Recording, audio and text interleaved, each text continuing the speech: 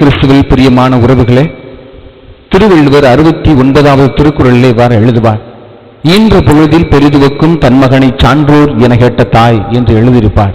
அதாவது எல்லா தாய் தகப்பனுக்கும் தன் மகனை, பிள்ளைகளை பிறர் புகழ்வதை கேட்டு நல்ல மகன மகிழ்ச்சி அடைவார்கள் என்பதுதான் அதனுடைய பொருள். ஆனால் யோவானுடைய பிறப்பு, அவருடைய வாழ்க்கை, அவருடைய இறப்பு அனைத்துமே முக்கியமான செய்தியை நமக்கு சொல்ல முன் வருகிறது. வயது முதிர்ந்த காலத்தில் நம்பிக்கையோடு இருந்த அவர்களுக்கு இறைவன் இரக்கம் காட்டி ஒரு குழந்தையை கொடுக்கிறார். எலிசபெத் அம்மாளும் சரி, சக்கரியாவும் சரி நல்லவர்களாக இருந்தார்கள். ஏன் அவர்களுக்கு குழந்தை பாக்கியம் கிடைத்தது என்றால், திருவூழியத்தில் நீங்க அனைத்தையும் வாசித்து பார்த்தீங்கன்னா, சிறிது காலம் கழித்து பெற்ற குழந்தைகள் அந்த தம்பதியினரை பார்த்தீங்க அப்படின்னா இருவருமே மனம் ஒத்திருந்து இருப்பார்கள். இப்ப ஆபிரகாம், சாரா ரெண்டு பேருமே குழந்தை இல்லைன்னு சொல்லிட்டு விட்டு கொடுக்கவே மாட்டார். அவர் அப்படியே தான் வச்சிருப்பார். அப்ப குழந்தை இல்லாத தம்பதியினர்கள் மனம் ஒத்திருப்பார்கள். ஆனால் நம் சமூகத்தில் பார்த்தோம் என்றால், குழந்தை இல்லையா, ஆமா என் மனைவிக்கு தான் பிரச்சனை. குழந்தை இல்லையா, ஆமா என் கணவனுக்கு தான் பிரச்சனை. ரெண்டு பேர்ல யாருக்கு பிரச்சனை? கடைசியில் பார்த்தா ரெண்டு பேருக்குமே பிரச்சனையா இருக்கும். மன பிரச்சனை, உடல் பிரச்சனை அல்ல.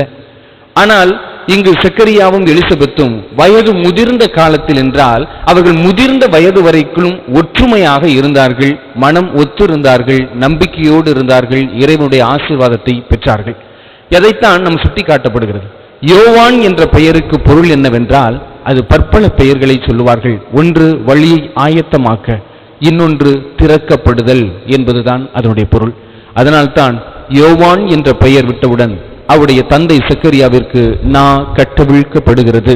யோவானுடைய பிறப்பு அவருடைய நா கட்டவிழ்ப்பாக இருக்கட்டும், பல முடிச்சுகளை அவிழ்ப்பதாக இருக்கட்டும், பிரச்சனைகளை அவிழ்ப்பதாக இருக்கட்டும், வழிகளை தூய்மையாக்குவதாக இருக்கட்டும் என்பதுதான் அதனுடைய பொருளாக பார்க்கப்படுகிறது. எனவே யோவான் துணிவுடன் இருக்கக்கூடிய அந்த குழந்தை பார்க்க வேண்டும். கருவறையிலேயே இரண்டு குழந்தைகள் சந்தித்துக் கொள்வதுதான் மிகவும் முக்கியமான ஒன்று. எலிசபெத் அம்மாள் கருவுற்றிருக்கும் போதும் சரி, அன்னை மரியாள் தூயாவியால் கருவுற்றிருக்கும் போது சரி, இருவரும் சந்திக்கும் போது எலிசபெத் அம்மாள் சொல்லக்கூடிய வார்த்தை நம் உள்ளத்தில் இன்னும் காதில் ஒலித்து கொண்டே இருக்க வேண்டும். உன் வாழ்த்து செய்தியை கேட்டவுடன் என் வயிற்றில் இருக்க குழந்தை பேறு வகையால் துள்ளிற்று என்பதுதான் அதனுடைய பொருள். அதாவது தூய ஆவியார் யாரிடம் இருக்கிறாரோ அவர்களை தாண்டி அவர்களுக்குள் இருக்கக்கூடிய குழந்தையையும் அது மகிழ்ச்சிப்படுத்தும். அது பிறருக்கு இருக்கக்கூடியதையும் அவர்களுக்குள் இருக்கக்கூடிய குழந்தையும் மகிழ்ச்சிப்படுத்தும் என்பதுதான் அதனுடைய பொருள். நம்முடைய சந்திப்பு, நம்முடைய பிறப்பு எதனுடைய காரணமாக இருக்கிறது என்பதை சிந்தித்து பார்க்க வேண்டும். அன்னை மரியாள் வானதூதர்கிட்ட பார்த்து கேட்பார், இது எப்படி நிகழும், நான் கன்னியாயிற்று என்று கேட்பார். ஆனால் வானதூதர் அவருக்கு விளக்கம் சொல்லுவார், தூய ஆவியார் உன்மேல் நிழலிடுவார் என்று. அதே கேள்வியை தான் சக்கரியாவும் கேட்பார், எப்படி நிகழும், நாங்கள் வயது முதிர்ந்தவர்களாயிற்று என்று சொல்லும்போது வானதூதர் அவருடைய நாவை மட்டும் அடைத்து விடுகிறார் என்பதுதான் நம் அறியக்கூடிய முக்கியமான கேள்வி. சக்கரியா ஒரு குருவானவர். அவர் இறைவனுக்கு தூவம் காட்ட வேண்டும். அன்றைய நாளில் அவருக்கு குலுக்கல் சீட்டு விழுகிறது, தூவம் காட்டுகிறார். அவர் முறையாக திருவிழியம் வாசிக்கவில்லை. அதாவது இறைவன் மீது நம்பிக்கையே இல்லாத பட்சத்தில் கொஞ்சம் நம்பிக்கை இல்லை, அதான் உண்மை. ஏனென்றால் ஆபிரகாமுக்கும் சாராவுக்கும் குழந்தை பெற்றெடுக்கும் போது வயது சாராவுக்கு குறைஞ்சது ஒரு 25 வயசுன்னு சொல்றாங்க. உண்மை அதுதான்.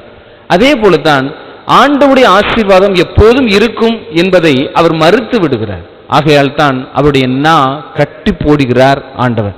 ஏனென்றால் யோவான் என்ற அந்த 3 எழுத்தை எழுதும் போது அவருடைய நா கட்ட அவிழ்க்கப்படுகிறது. இறைவனை போற்றி புகழக்கூடிய அந்த தருணத்தை நாம் பார்க்கிறோம். இது சக்கரியானுடைய குறிப்பேடு. யோவானுடைய குறிப்பேடு என்னவென்றால், பிறப்பு தரித்திரமாக இருந்தாலும் இறப்பு சரித்திரமாக இருக்கட்டும் என்று சொல்லுவார்கள். ஆனால் யோவானுக்கு மட்டும்தான் பிறப்பே சரித்திரமாகவும் இறப்பும் சரித்திரமாகவும் இருந்தது. 3 நபர்களுடைய பிறந்த நாட்களைத்தான் இந்த திரு அவை கொண்டாடுகிறது. ஒன்று அன்னை மரியாளுடைய பிறப்பு, 2 திருமுழுக்கு யோவானுடைய பிறப்பு, 3 இயேசு கிறிஸ்துவுடைய பிறப்பு. இந்த 3 நபருடைய பிறப்பை மட்டும்தான் நம்முடைய திரு அவை கொண்டாடி கொண்டிருக்கிறது என்பதை நாம் சிந்தித்து பார்க்க அழைப்பு விட்டிருக்கிறோம். எனவே திருமுழுக்கு யோவானுடைய பிறப்பு வழியை ஆயத்தம் செய்யவும், மனம் மாறி மக்களை நல்ல வழியில் அவர்களை நடக்க செய்யவும் அவர் வந்தார். இந்த உலகத்தில் யாருக்கும் அச்சம் இல்லாமல் அவர் வாழ்ந்தார். அச்சம் இல்லாத ஒரு மனிதர் என்பால் அது திருமுழுக்கு யோவான் மட்டும்தான். என்னிடம் ஆண்டவுடைய ஆவி இருக்கிறது, நீ அரசனாக இருந்தாலும் ஆண்டியாக இருந்தாலும் தவறு தவறுதான் என்பதை ஒழிக்க உறக்க சுட்டி காட்டியவர் தான் திருமுழுக்கு யோவான் என்பதை பார்க்கிறோம். நேற்றைய நாளில் நான் சொன்னேன், பாரதியார் எழுதும் போது எழுதுறாரு, அச்சமில்லை அச்சமில்லை அச்சம் என்பதில்லையே, உச்சி மீது வாணி நின்று வீழுகின்ற போதிலும் அச்சமில்லை அச்சமில்லை அச்சம் என்பதில்லை. என்ன அவருடைய பொருள் என்னவென்றால், திருமுழுக்கு யோவான் ஆண்டவர் மீது நம்பிக்கை வைத்து விட்டார், மற்ற அனைத்தின் மீதும் அச்சம் இல்லை. இன்னைக்கு நம்ம என்ன பண்றோம் அப்படின்னா, கொஞ்சம் குண்டூசி குத்துனா கூட அலறி துடிப்போம். ஆனா திருமுழுக்கு யோவானை பாருங்கள், ஏரோதுவையே எதிர்த்து கேள்வி கேட்கக்கூடிய அளவிற்கு அவருக்கு துணிவு எப்படி வந்தது? இவர் ஒட்டக முடியும், சும்மா ஒரு கோமணத்தையும் கட்டிக்கிட்டு இருக்கக்கூடிய இவருக்கு எப்படி அப்படிப்பட்ட ஒரு துணிவு வந்தது என்றால், ஆண்டவர் அவரோடு இருக்கிறதை உணர்கிறார். இன்றைக்கு பாருங்கள், தவறு செய்தவர்களுக்கு ஜால்ரா போடுற கோஷ்டிகள் அதிகமாக இருக்கும், ஆனால் தட்டி கேட்பவர்கள் இருக்க மாட்டாங்க. அந்த பார்த்தீங்கன்னா தவறு செய்தவங்களுக்கு யார் ஒத்து போவாங்கன்னா, ஏழை மக்கள் ஒத்து போக மாட்டாங்க, நல்லா படித்த அறிவாளி மக்கள் மட்டும்தான் ஒத்து போவாங்க. அறிவு இருப்பதாக சொல்லிக் கொள்வோர் மட்டும்தான் ஒற்று போவார்கள். ஆனால் திருமுழுக்கு யோவான் தவறு தவறுதான் என்பதை சுட்டி காட்டக்கூடிய அந்த அளவிற்கு அவர் இருந்தார். உச்சி மீது வாணி நின்று வீழுகின்ற போதிலும் அச்சமில்லை என்றால், வானமே இடிஞ்சு விழுந்தாலும் எனக்கு பயம் இல்லை, அச்சமில்லை, ஏனென்றால் என்னோட ஆண்டவர் இருக்கிறார் என்பதை திருமுழுக்கு யோவான் ஆழமாக நம்பி இருந்தார். அவர் ஒரு எஸ்சீனியராக பார்க்கப்படுகிறது. அந்த எஸ்சீனியர்கள் என்றால் என்னவென்றால், குடும்பத்திலிருந்து பிரிந்து ஒரு பாலைவனத்திற்கு செல்ல வேண்டும். அவங்க ஒரு கல்லை தொட்டா கூட போய் குளிச்சுட்டு வரணும். ஒரு நாளைக்கு 3 முறை குளிக்க வேண்டும், தனித்திருக்க வேண்டும், மனிதர்களை பார்க்கவே கூடாது. வீட்டிற்கு போய் நான் என் பெற்றோர்களை பார்க்க வேண்டும் என்று கேட்டால், எப்பொழுது அந்த எஸ்சீனியர் தலைவருக்கு மனம் வருகிறதோ அப்பொழுது அவர்களை கூப்பிட்டு நீங்கள் வீட்டுக்கு போகலாம், ஆனால் 3 நாளில் மீண்டும் வர வேண்டும் என்று சொல்லுவார்கள். அப்படிப்பட்ட ஒரு தருணம் தான் திருமுழுக்கு யோவானுக்கும் கிடைக்கிறது. அவர் செல்லுகிறார்.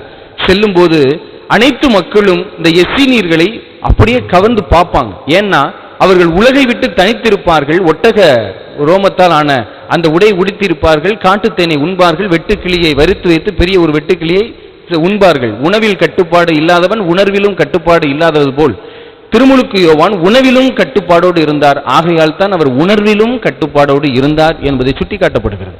அப்படிப்பட்ட அவர் வருகிறார் என்பதை தெரிந்த மக்கள் கூடுகிறார்கள். ஏன்னா அவருடைய பிறப்பே பரவிருச்சு. இப்படிப்பட்ட ஒரு தெய்வீக கலைவன்மையோடு பிறந்திருக்கக்கூடிய திருமுழுக்கு யோவானை காண அன்று சுற்றி இருந்த யூதேயா நாட்டு மக்கள் அனைவரும் வந்தது போல, இவர் ஒட்டகம் ஆடையோடு நடந்து வரும்போதும் அனைவரும் சுற்றி வருகிறார்கள், பார்க்கிறார்கள். முதலாக அவருடைய திருவாயிலிருந்து மலர்ந்த வார்த்தைகள் விரியம் பாம்பு குட்டிகளே என்று சொல்லி முடித்திருப்பார். இப்படிப்பட்ட ஒரு வார்த்தை அவ்வளவு எளிதாக வராது.